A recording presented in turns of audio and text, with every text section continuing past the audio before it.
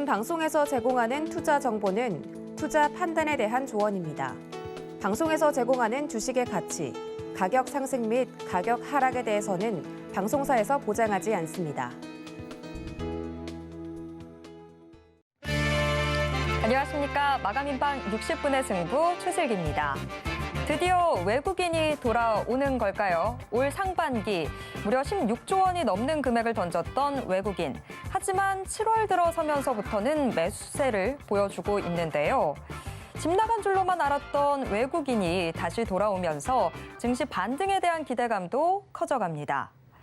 특히 상반기 외국인 매도세가 강했던 업종 가운데 최근 수급이 유입되고 있는 이 업종 주목해서 살펴보셔야 될 것 같은데요.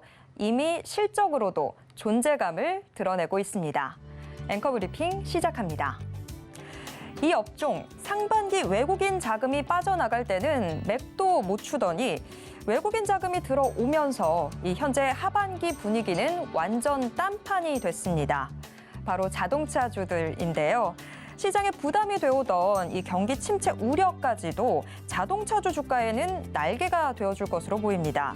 경기 침체 우려에 원화 약세 흐름이 더 짙어지면서 이제 수출 중심의 자동차주에는 보탬이 된다는 겁니다. 장밋빛 전망은 실적으로도 그 존재감을 드러내고 있는데요. 오늘 실적 발표를 한 현대차는 올해 2분기 사상 최대 실적을 달성한 것으로 나타났습니다. 매출액은 35조 9,999억 원, 또 영업이익 2조 9,798억 원, 당기순이익은 3조 8,848억 원을 기록한 것으로 나타났습니다. 매출액과 영업이익 모두 역대 최대치입니다. 그런데 현대차의 3분기 전망도 밝습니다. 올 3분기 33조 1,677억 원의 매출을 올릴 것으로 예상되고 있는데요. 한 달 전과 비교해보면 1.5%가량 증가한 수치입니다. 영업이익도 6.6% 늘어난 2조 1,652억 원으로 전망되고 있습니다. 기아는 매출이 2.5% 늘어난 20조 7,563억 원, 영업이익은 8.1% 늘어난 1조 7,529억 원이 될 것으로 보입니다. 한편 전기차 시장을 주도하는 미국의 전기차 업체 테슬라도 밤사이 2분기 실적을 내놨는데요. 중국의 코로나19 봉쇄령에 따른 이 상하이 공장 가동 중단 여파나 공급망 문제 등의 변수로 실적이 꽤나 걱정됐는데 하지만 실제로는 시장 예상치를 웃도는 실적을 내놓은 것으로 나타났습니다. 테슬라가 현지 시간으로 20일 발표한 분기 보고서를 보면 순이익은 전기차 가격 인상 등에 힘입어서 22억 6천만 달러, 대략 22억 7천만 달러로 우리 돈으로는 2조 9,700억 원을 기록해서 작년 2분기에 기록했던 11억 4천만 달러의 배로 성장했습니다. 업계는 당초 시장에서 걱정했던 대로 상하이 공장의 가동 중단으로 인한 생산 차질이 없었던 건 아니었지만 이 부분을 전기차 가격 인상으로 메꿨다고 분석하고 있습니다.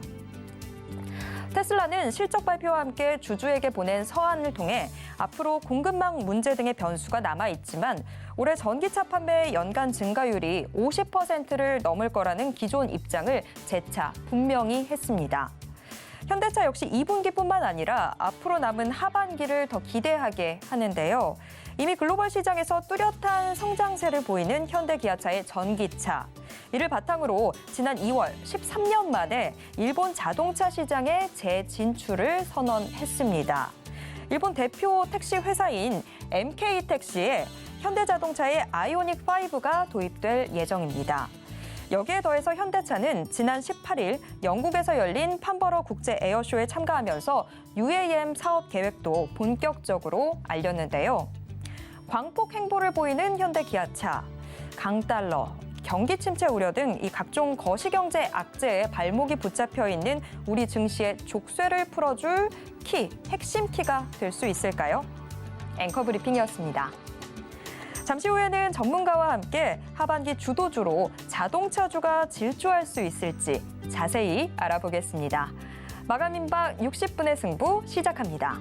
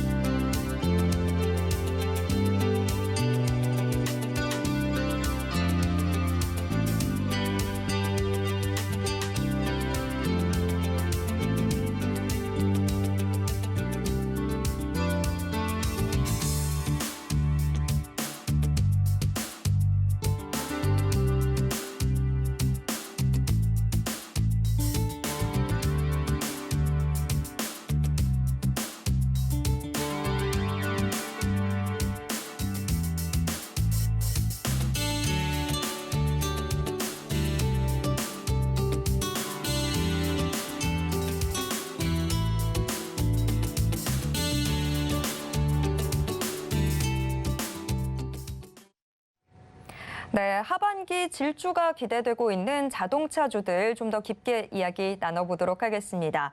오늘은 글로원 파트너스 이성웅 이사와 함께 이야기 나누겠습니다. 이사님 어서 오세요. 네, 안녕하세요.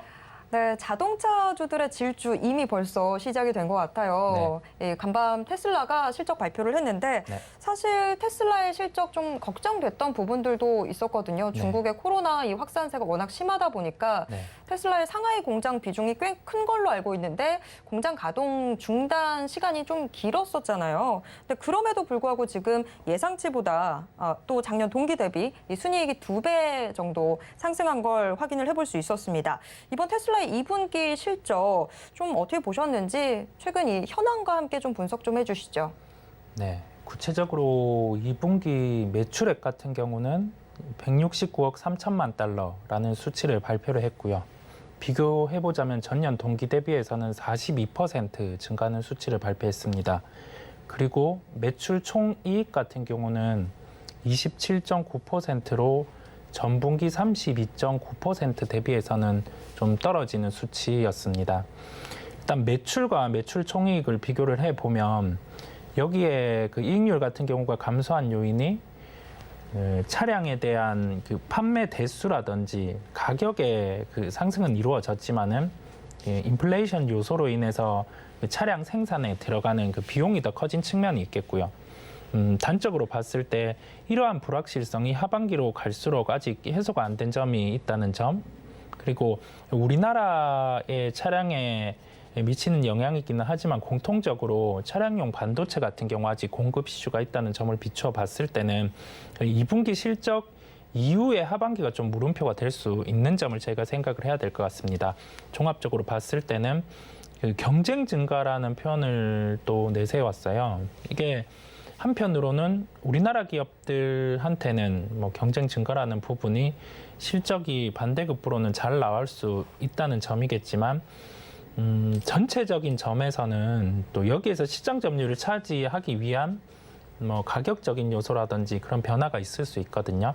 그렇다 보니 2분기 실적이 좋다고 해서 무작정 뭐 하반기까지 좋다라는 시각으로 접근하기에는 무리라는 결론이겠습니다. 네, 하긴 이 전기차 시장의 경쟁이 워낙 또 치열해지고 있는 상황이다 보니까 지금 당장 2분기 실적은 좀 선방한 결과를 내놓긴 했지만 하반기에 대해서 단정적으로 좀 좋을 것 같다라고 말하기에는 무리가 있어 보입니다. 그런데 이사님, 네. 국내에 테슬라 관련주들이 워낙에 또 많잖아요. 뭐 명신산업이라든지 LNF, 테슬라 이 공급 체인에 같이 묶여 있는 종목들이 워낙 또 많은데 이 관련주들 흐름은 또 어떻게 될지 이 부분도 궁금하거든요. 지금 이야기를 들어보면 오히려 지금 하반기에 더 주의를 해야 되는 건 아닌지 네. 걱정이 됩니다. 네. 어떻게 보시나요? 대표적으로 그 차량의 생산이 이루어진다고 하면은 특히 전기차 같은 경우는 핵심 부분이 배터리입니다. 나머지 같은 경우는 뭐 경량화를 위해서 필요한 소재라든지 뭐 차량의 부품 정도겠는데요. 뭐 명신산업 이런 기업들 같은 경우도 기업 자체는 괜찮지만 우리가 냉정하게 봐야 될 점은 이게 전기차 판매 대수가 늘 때 부품주 쪽으로 확실히 실적이 기여가 되냐 그러한 여부를 주목을 해야 됩니다. 그리고 가장 대표적으로 소외를 볼 수 있는 걸 찾아서 접근을 하는 게 낫거든요. 그런 점을 종합으로 봤을 때는 뭐 양극재 쪽이 가장 편한 접근이겠고요. 이 편한 접근 안에서도 지금의 이익이 나오는 구간에서 시가총액이 어느 정도인지를 판단해서 접근하는 게 중요하겠습니다. 양극재 같은 경우도 전기차의 생산, 구체적으로 테슬라의 전기차 생산의 핵심이겠지만은 이게 2분기에 실적에 대한 시각도 올라와 있고 그런 말을 많이 했잖아요. 대표적으로 양극재 기업 같은 경우는 원자재의 상승을 제품에 빠르게 전가가 가능하다. 이 얘기는 반대급부로 뭐냐면 원자재 가격이 하락을 했을 때 또는 안정화에 들어가는 단계에서는 저번 분기에 봤던 실적을 좀 톤을 낮춰서 봐야 되는 그 국면도 있어요. 저희가 그 점까지 함께 고민을 해보자는 측면에서 2분기 실적 발표 후에 방향성 체크가 필요하다는 멘트를 제가 달았습니다. 네. 2분기 실적 발표까지도 다 확인을 하고 나서 그 다음에 우리가 좀 포지션을 취해볼 수 있을 것 같습니다. 그런데 오늘 현대차도 실적 발표를 했는데요. 굉장히 역대급 실적을 내놨습니다. 자동차용 반도체 공급난 때문에 걱정됐던 부분들도 있었지만 하지만 뭐 그에 앞서서 나왔던 유럽 시장에서의 선전이라든지 이런 부분들이 이미 뭐 기대를 갖게 하긴 했었죠. 지금 뭐 역대급 실적이라고 하긴 하는데 여기에 대해서도 좀 상반된 시각들이 있는 것 같더라고요. 아무래도 지금 뭐 잘 판 것 같긴 하지만 공급망 이슈가 여전히 있어서 더 팔 수 있었는데 팔지 못했다. 이런 부분에 주목해야 된다라고 하시는 분들도 있던데 지금 상반기 이 현대차의 성과 좀 어떻게 보시나요? 네, 2분기 기준 영업이익으로는 뭐 3조 원 정도 근처까지 나왔습니다. 구체적으로 2조 9,798억 원 정도의 수치를 발표했는데요. 여기에서 그 총 매출액 기준으로 해서 환율의 그 부분, 즉 환율 상승의 요인이 한 2조 1천억 원 정도 차지를 했고요. 믹스 개선이 한 2조 5천억 원 정도 차지했습니다. 이 믹스 개선이라고 하면 그 고마진의 차량을 판매를 한 거죠. 실제적으로 뭐 소나타라든지 이런 라인업보다 뭐 제네시스, SUV 이쪽 단위 많이 팔려 나갔다 보니 이와 같은 영향이 있었던 것으로 보이고요.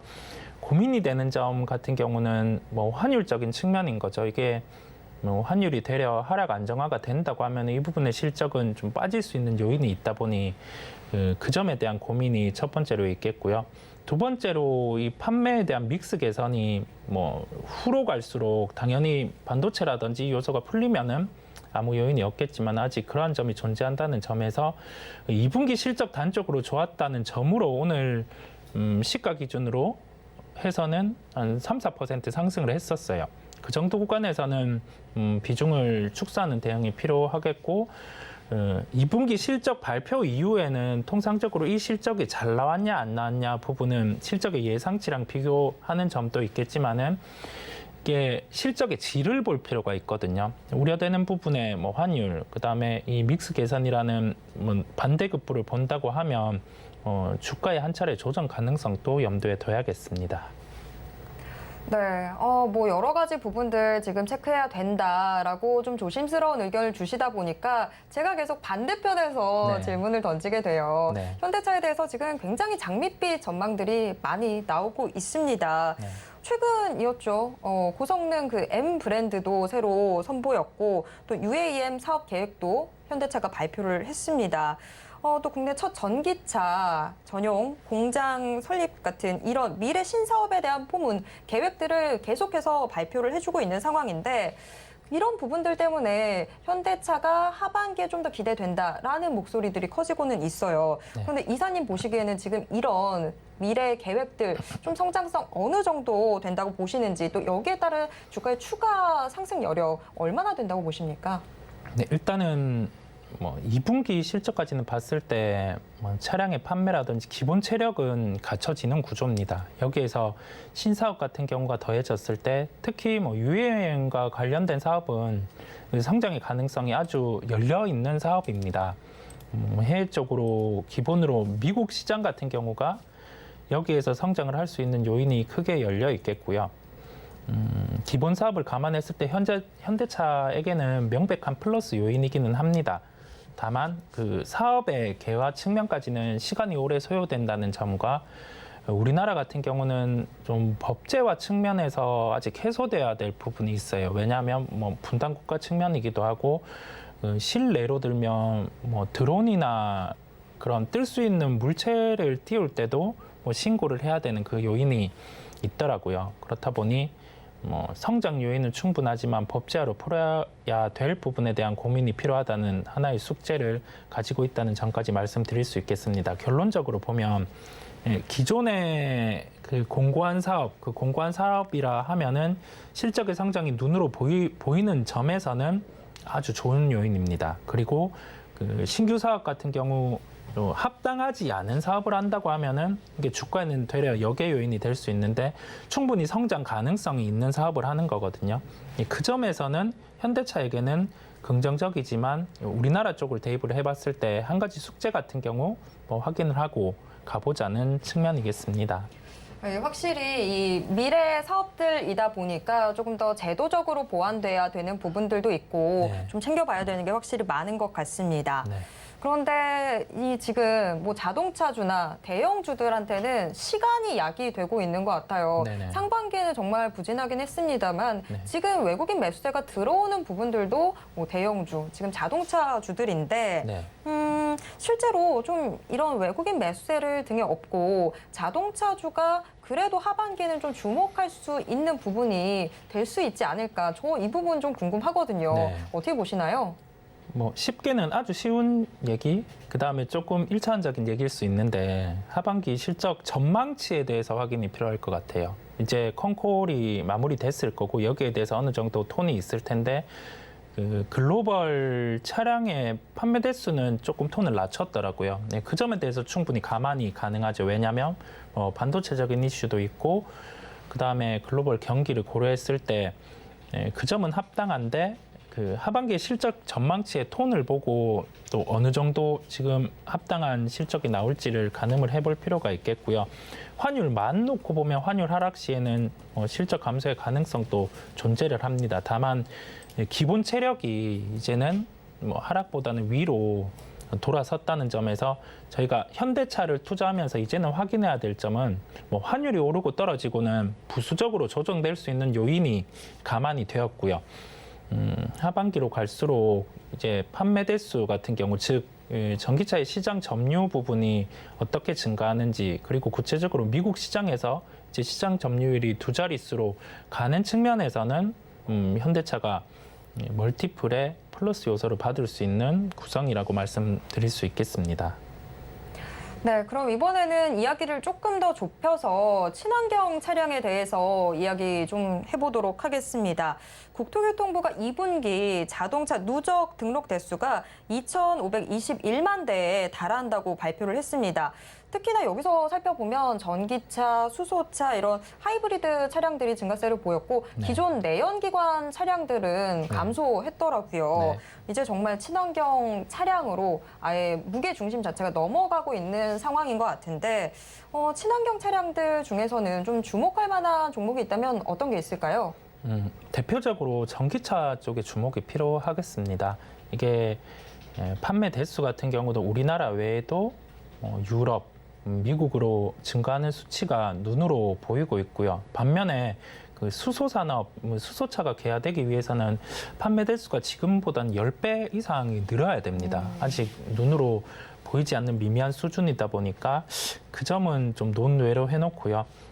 순수 전기차 쪽으로 접근을 한다고 하면은 서두에 말씀드린 요인으로 가장 핵심이 될 수 있는 부분 쪽, 마진이 가장 많이 발생하는 쪽으로 우선적으로 접근하는 게 낫다는 결론이겠고요. 여기에서 살펴볼 만한 종목 같은 경우는 뭐 공통적이긴 합니다. 코프로 BM이나 LNF인데 LNF 같은 경우가 2분기 실적까지 감안하더라도 현재 시가총액 한 8조 원. 여기에서 실적 발표 후에는 주가 변동성이 있겠지만은 아직은 뭐 에코프로 BM보다는 상대적인 가치 매력도가 있다는 점에서 LNF를 주목하자는 결론을 짓겠습니다. 네, LNF를 좀 더 주목해야 되겠다라고 이야기해 주셨습니다. 수소차와 관련해서는 아직도 조금 더 이 판매 대수나 이런 부분들을 측면에서 확인이 더 필요할 것으로 보입니다. 아무래도 전기차가 조금 더 먼저 시장을 선도해 나가고 있는 것 같네요. 자, 지금까지 오늘 이슈 분석 함께 해봤고요. 글로원 파트너스 이성웅 이사와 함께했습니다. 이사님 고맙습니다. 네, 감사합니다.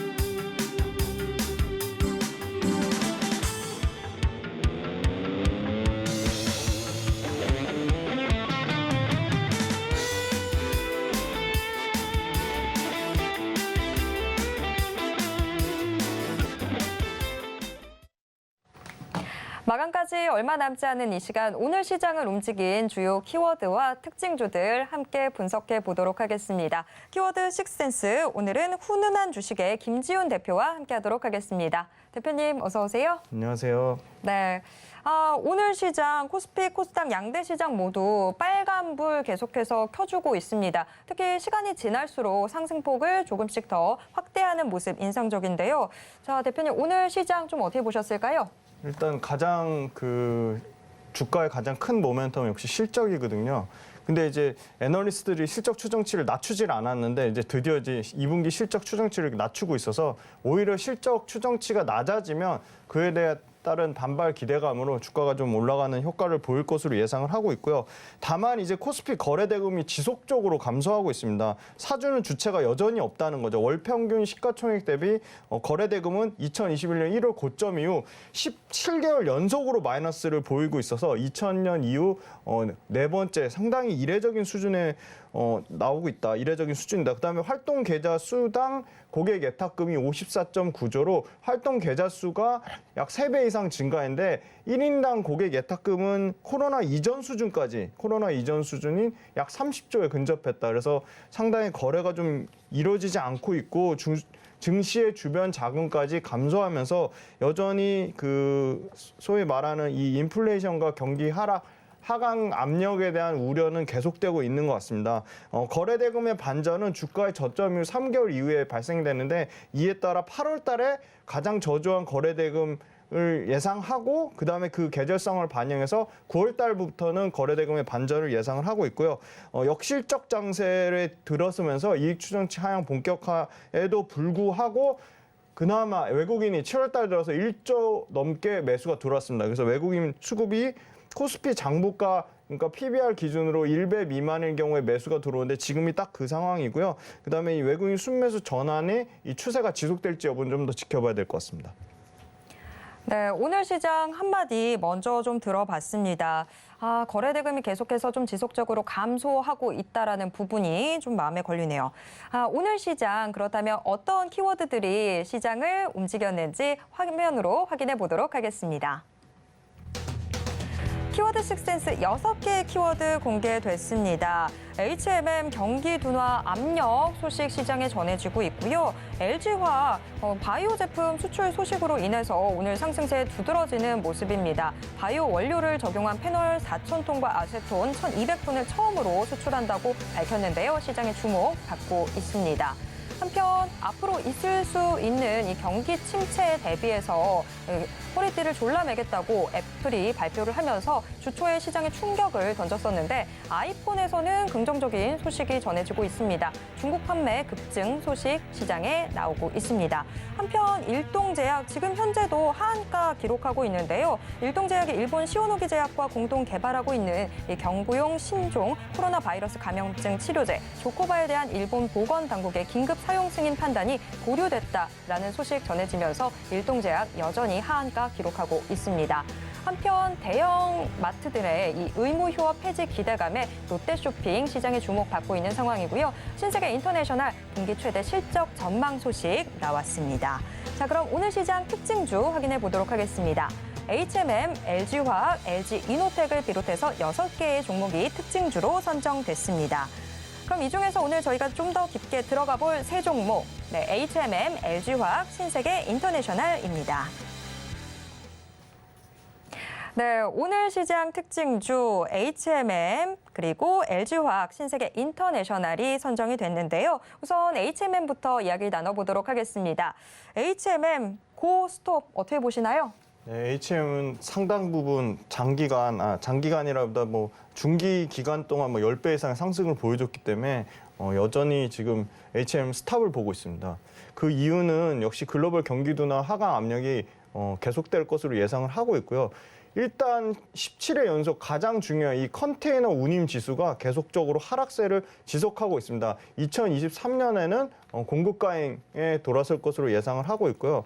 특히 유럽향 이 SCFI 가장 중요한 상해 컨테이너 해운 운임 지수가 엄청나게 빠르게 하락하고 있습니다. 그리고 글로벌 해운사들 모두 HMM 수준의 PER 밸류에이션을 받고 있어서 HMM이 지금 결코 PER이 뭐 두세 배 나온다고 싼 가격은 아니라고 보고 있습니다.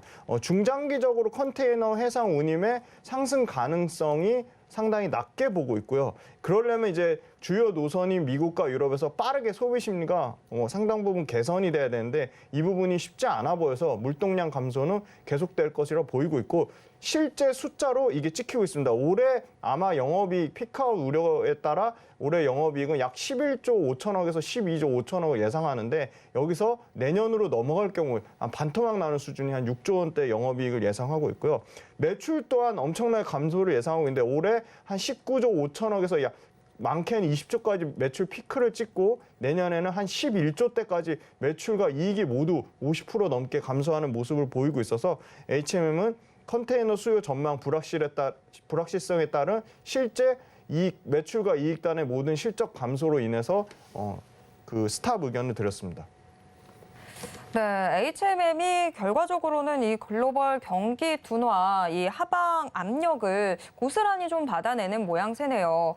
흠슬라라고 불리면서 많은 투자자들의 관심 그리고 이 사랑을 한 몸에 받았던 종목이었는데 우리 투자자분들의 근심과 걱정 더 깊어지지 않을까 걱정됩니다. HMM 일단은 스톱 의견 받았습니다.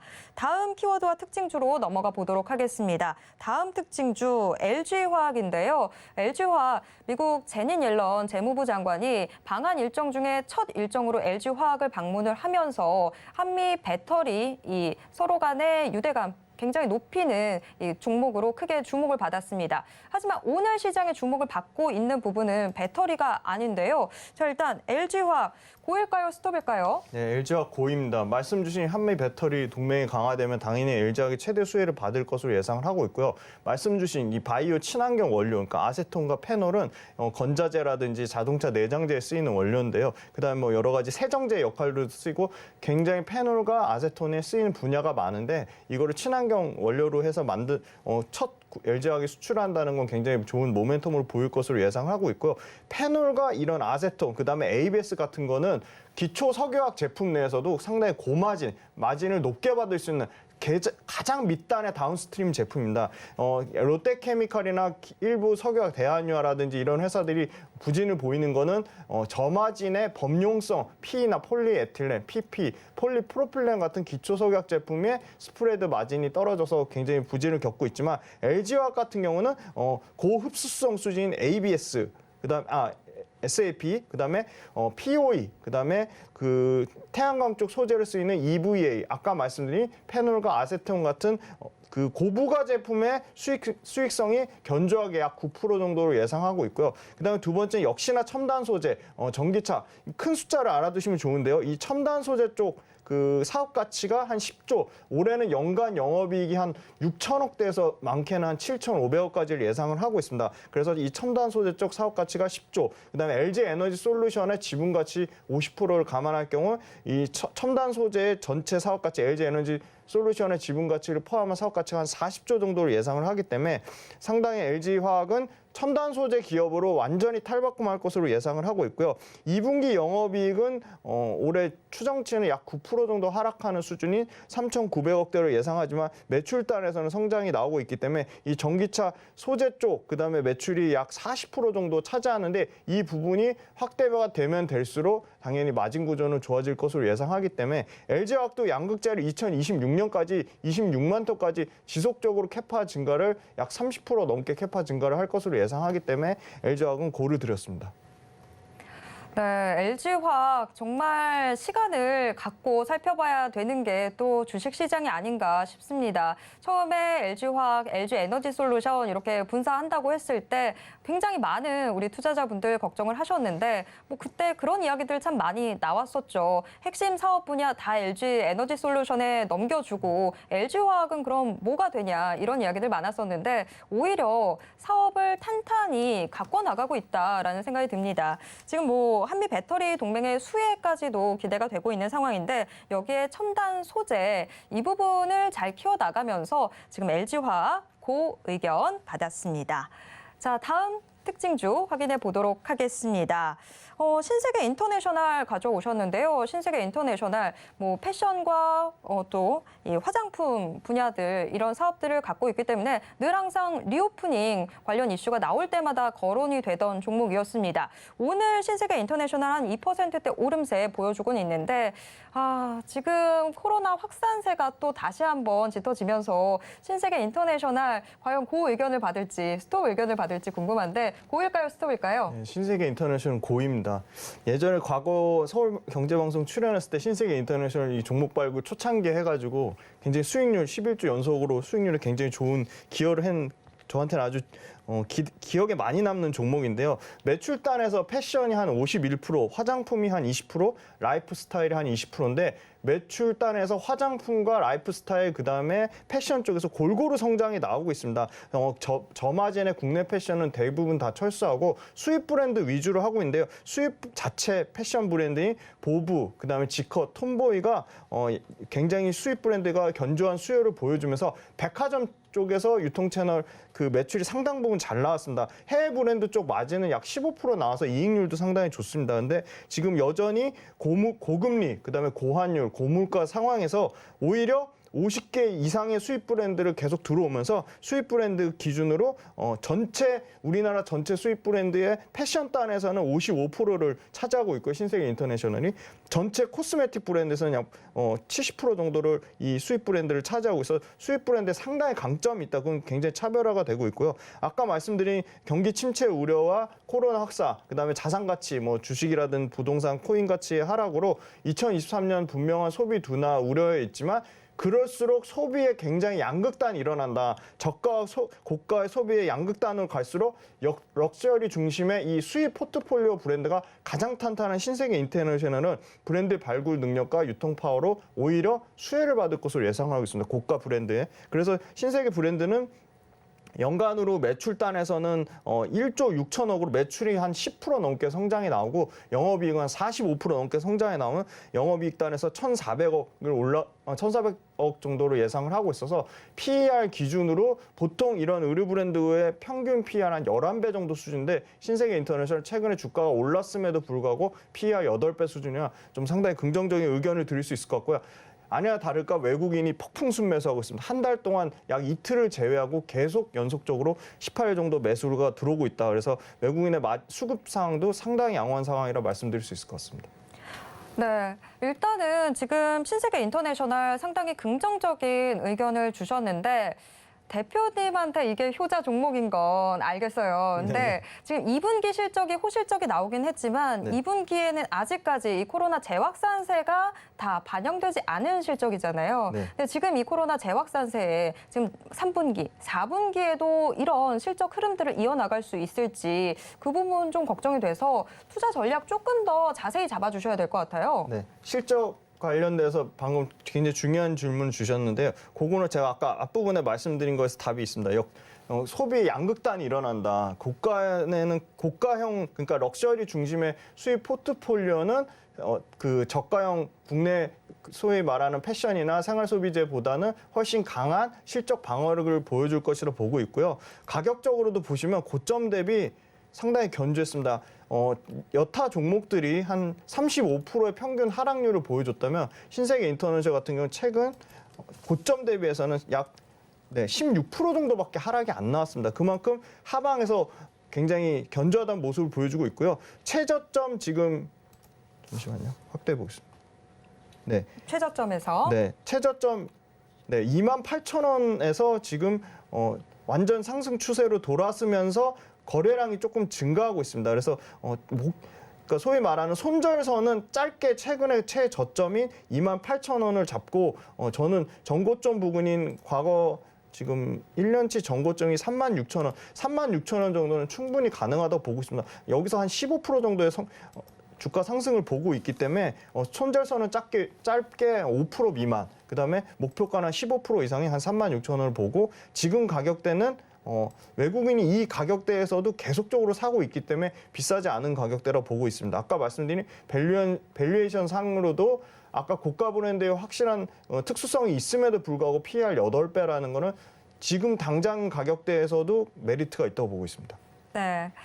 신세계 인터내셔널 뭐 외국인 수급도 들어온다라는 점에서 조금 더 지켜볼 필요가 있을 것 같네요. 신세계 인터내셔널 그 의견 받아봤습니다.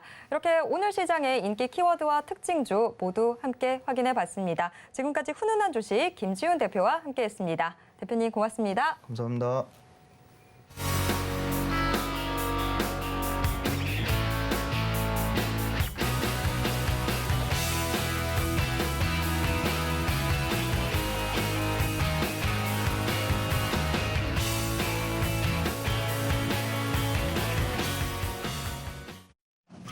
네, 이제 장 마감 정말 임박했는데요. 현재 동시효과 상황 어떻게 전개되고 있는지 화면으로 확인해 보겠습니다. 오늘 코스피 지수 1.05% 상승한 2,411선에서 장 마칠 것으로 예상되고 있습니다. 이어서 코스피 수급입니다. 외국인이 대형주를 중심으로 매수에 나서면서 시장 지지해주고 있습니다. 외국인 시간이 지날수록 매수 규모 더 키우면서 코스피 지수 상승을 주도하고 있습니다. 선물 시장에서도 외국인 매수세 들어오네요. 반면 개인 3,311억 원 던지고 있고 기관도 572억 원 매도 우위입니다. 이어서 코스피 시가총액 상위 종목 1위에서 5위까지 종목들입니다. 대체로 상승이 우세한 모습입니다. 특히 삼성전자 2%대 상승하면서 강하게 시장을 지지해주고 있는데요. 미국 상원이 반도체 사업에 520억 달러를 지원하는 법안 처리에 나설 것으로 보이면서 간밤 미국 반도체주들이 강세를 보였는데 삼성전자 역시 이 흐름 이어받고 있습니다. SK하이닉스도 계속해서 보합권에서 등락 거듭하다가 이제는 상승으로 방향을 굳힌 모습입니다. 이어서 코스피 시가총액 상위 종목 6위에서 10위권 종목들 확인해 보도록 하겠습니다. 역시나 상승이 우세한 모습입니다. 특히 LG화학 상승세가 두드러지고 있는데요. 오늘 바이오 원료를 적용한 페놀 4,000톤 등을 처음으로 수출한다고 밝히면서 이에 강한 상승세 보여주고 있습니다. 이어서 코스닥 시장 확인해 보도록 하겠습니다. 오늘 코스닥 0.61% 상승한 795선에서 장 마칠 것으로 예상되고 있습니다. 코스닥 수급입니다. 코스피와는 정반대의 모습 나타나고 있습니다. 외국인 홀로 차익 실현에 나섰고요. 개인과 기관은 각각 479억 원, 346억 원을 담고 있습니다. 코스닥 시가총액 상위 종목 1위에서 5위권 종목들 확인해 보도록 하겠습니다. 종목별로 등락 엇갈리고 있는 모습인데요. 특히 에코프로비엠이 셀트리온 헬스케어가 2%가량 주춤한 사이 4%대 상승하면서 코스닥 시가총액 상위 종목 1위에 이름 올려두고 있습니다. LNF도 상승세 보여줍니다. 2%대 상승하면서 22만 4,300원 기록하고 있습니다.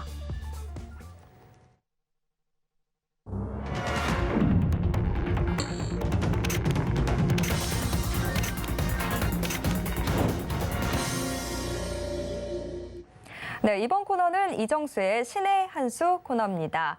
서울경제TV 리드온 이정수 파트너가 매일 장 마감 이후 시장 분석과 함께 특징주들 짚어드리고 있는데요. 지금 이정수 파트너 연결돼 있습니다. 파트너님 안녕하세요.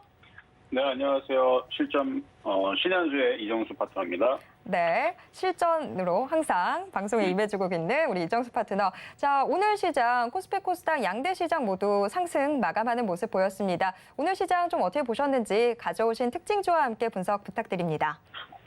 네, 자, 오늘도 제가 빨간색 넥타이를 아침에 메고 나왔는데요. 아직 하락에 대한 시그널은 나와 있지는 않습니다. 근데 뭐 좀 이따가 얘기하겠지만 결론적으로 말씀드리면 수익 난 것들 조금 챙겨가면서 20-30%의 현금화는 일단 해놓는 게 좋을 것 같다 말씀을 먼저 드립니다. 자, 그러니까 현금화 대응을 20-30% 해야 된다라는 얘기 때문에 야 이것도 빠지는 거 아닌가 급락하는 거 아닌가 그 얘기는 아니에요. 이미 지난주 금요일도 똑같은 전략을 드렸습니다. 혹시나 모를 CPI 지수에서 지난주 수요일 날이었죠. CPI 지수가 이제 나오기 전에 어떻게 될지 모르니 수익 난 종목들에 대해서 어느 정도 챙기고 만약 수익 난 종목이 없다면 손실 나 있는 종목마저도 조금 챙겨서 시장을 살피고 다시 재접근을 하는 그런 전략을 드렸는데 오늘 내일도 마찬가지 같은 전략으로 가겠습니다. 자, 그리고 제가 일전에 6월 2일서부터 여기 보이는 6월 2일서부터 현금화를 해야 된다. 이때는 시장이 조정을 받을 거예요. 자, 그리고 그냥 조정도 아니고 박살이 날 거다. 종목도 30%씩 빠질 거다. 강하게 얘기를 하면서 현금화 대응을 30에서 50% 하라는 얘기를 여기서 열심히 했고요. 그리고 나서 노란 톡방에 보시면 알겠지만 7월 2일 날에 주식 주워 담아야 된다. 그러면서 줍줍 매수하라고 제가 노란 톡방에다가 대놓고 시장에 대해서 매수의 사인을 보냈습니다. 7월 2일 날에도 그렇게 얘기를 했고요. 7월 6일 날에서도 박앤세일이다, 엄청 싸다 해갖고 그때에서도 그러니까 시장을 바닥을 잡는 자리다라는 얘기를 해줬다라는 얘기죠. 노란톡방에 가면 증거 자료가 많이 있고요. 3,000명이 넘게 증인들이 많기 때문에 어쨌든 노란톡방이 그렇게 해서 7월 6일과 7월 2일 날에서 줍줍 매수다, 박앤세일이다라는 얘기를 해드렸는데, 근데 이제 보다 보면은 사료주만 안 가고 나머지만 다 가서 조금 속상하긴 하지만 어쨌든 종목들이 제약주, 그 다음에 지금 게임주도 움직이고 있고요. 엔터주에다가 뭐 IT, 그 다음에 뭐 대형주들도 뭐 이것저것 다 움직이는 것 같은데 아직 시장은 조정의 시그널이 보이질 않습니다. 유럽 시장도 마찬가지고요. 우리나라 시장도 마찬가지고 여전히 상승 반등 권역에 있는 상황이고 오늘 일본 시장이 안 빠지고 지금도 이렇게 안 빠지고 이렇게 어제도 강하게 올라가는데 이렇게 버틴다는 얘기는 아직은 떨어질 생각은 없다는 것 같아요. 뭐 미국 시장도 뭐 조금 더 올라갈 수 있는 뭐 여지를 남겨놨으니까. 근데 이게 쉬지 않고 맨날 올라가진 않을 겁니다. 자, 근데 지금 종목들이 어쨌든 간에 시장이 계속 강세를 보여주고 있으니까 우리나라 시장도 좀 더 올라갈 수 있으니까 그 종목들이 움직이는 것 같은데 왜 갑자기 현금화 대응 20, 30% 하라고 하느냐? 혹시 모를 조정이 올 수도 있잖아요. 그렇죠? FOMC 때. 자, 그럼 여러분들한테 아까도 얘기했지만 7월 2일과 7월 6일 날 여러분들한테 주식을 주워 담아라, 줍줍 매수다. 여기서는 현금화 대응하라, 손절해라, 수익 난 거 팔아라. 여기서 6월 2일서부터 열심히 현금화 대응 시켰고 7월 2일 날, 7월 6일 날에 매수를 해야 된다, 줍줍 매수다, 박앤셀이다, 사야 된다 이렇게 얘기를 했고 지금도 계속 그때 이후로 빨간색 넥타이만 메고 옵니다. 왜? 시장을 상승으로 보기 때문에 오늘도 빨간색이고 어제도 빨간색이고 계속 빨간색 넥타이를 메고 왔는데요. 자, 그러면 어쨌든 여기서 한 것들은 지금 수익으로 오고 있거나 아니면 수익이 아직 안 났어도 큰 손실을 줄이고 있거나 수익이 조만간이 되겠죠. 그런 부분에 대한 현금화를 얘기를 하는 겁니다. 손실 막 아직 뭐 저쪽에 뭐 작년 10월 달에 샀는데 그거 지금 손실 마이너스 40%인데 어떡합니까? 그거 얘기하는 거 아니고요. 최근에 하락을 잘 피하고 그다음에 바닥에서 샀던 것들 이거를 매매 대응하라 그랬죠. 그래서 그거를 내일 해가지고 혹시나 모를 FOMC도 어떻게 될지 모르잖아요. 그래서 주식은 100%라는 게 없습니다.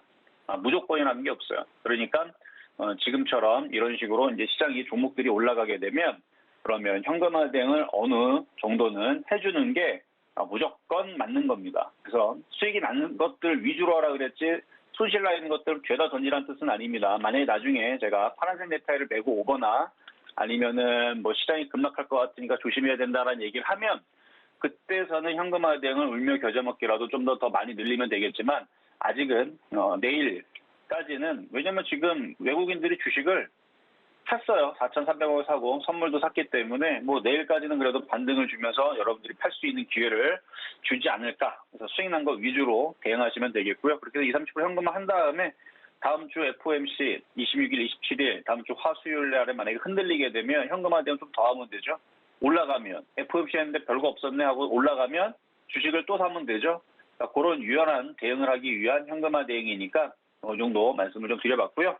자, 그럼 이제 종목 두 가지 살펴보겠습니다. 자, 먼저는 메가MD부터 살펴보겠는데요.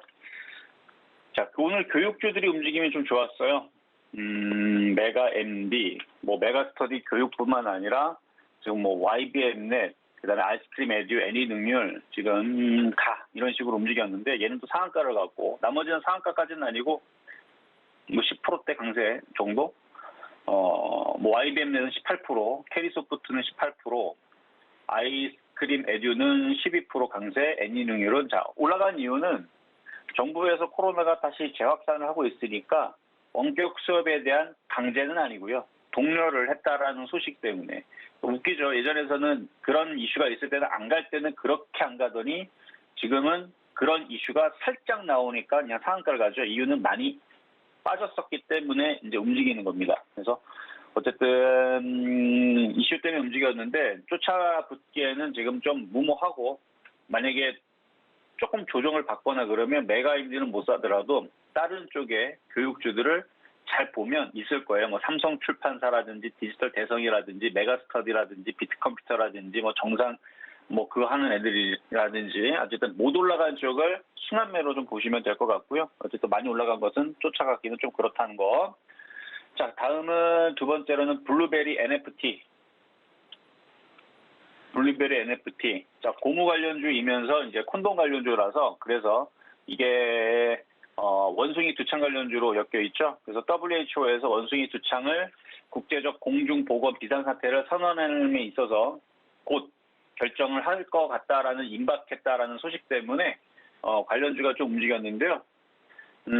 올라갔다 좀 밀렸는데 차트는 여전히 좋습니다. 이렇게 바닥을 4개 정도를 바닥을 다 잡아놨고 좀 밀리면 저점 매수를 공략을 해봐도 좋을 것 같고 갖고 있는 분들은 수익이 있으면 좀 더 욕심냈다가 위에서 팔면 될 것 같고요. 공략하는 분들은 조정 시 뭐 공략도 괜찮아 보이는 그런 매매 패턴이니까 이 정도 설명을 좀 드리면서 자 그러면 이제 시장 점수 주기 전에 하나 더 봐야 되겠네요. 자 실전매매 점수에서 엊그저께 여러분들한테도 한번 얘기했던 이제 하나손해보험인데요. 지금 만약에 그 다음 주 화요일 날에 FOMC 때 만약에 시장이 흔들리는 이슈가 되게 되면 결국은 금리 때문에 흔들리는 걸 거란 말이에요. 그러면은 금리 때문에 흔들리더라도 보험주들은 안 흔들릴 가능성이 있습니다. 금리 상승 수혜주기 때문에. 그래서 요거는 조금 더 욕심을 내고 한 5,000원까지, 5,200원까지 보셔도 될 것 같은데 일단 4,505원에 18일 날에 추천했던 종목인데요. 엊그저께 수익은 지금 7.1%인데 조금 더 가져가셔도 될 것 같아요. 시장 분위기도 뭐 나쁘지도 않고. 자, 그러면 이제 진짜 시장 정리하도록 하겠습니다. 자, 시장 점수는 80.5, 매수 포인트 85.5. 자, 일단 은행주들도 움직임들이 좀 나오는데 좀 안전해요. 그래서 안전해서 대형주기 때문에 그래서 말씀을 드리는 거고 은행주 85.5 평가하도록 하겠습니다. 자, 여기까지 이 점수의 신한수였습니다. 네, 정치인들이 자기 의사 표현을 넥타이로 한다고 하던데 이정수 파트너의 넥타이 색깔도 제가 유심히 살펴보도록 하겠습니다.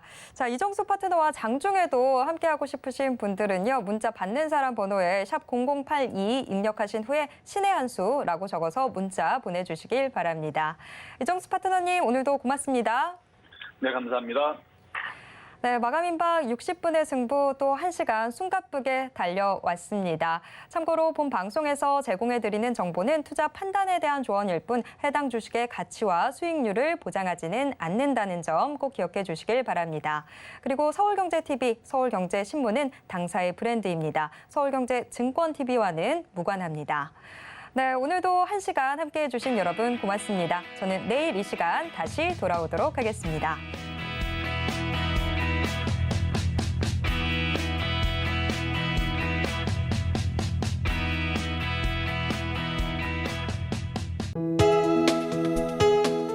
본 방송에서 제공하는 투자 정보는 투자 판단에 대한 조언입니다.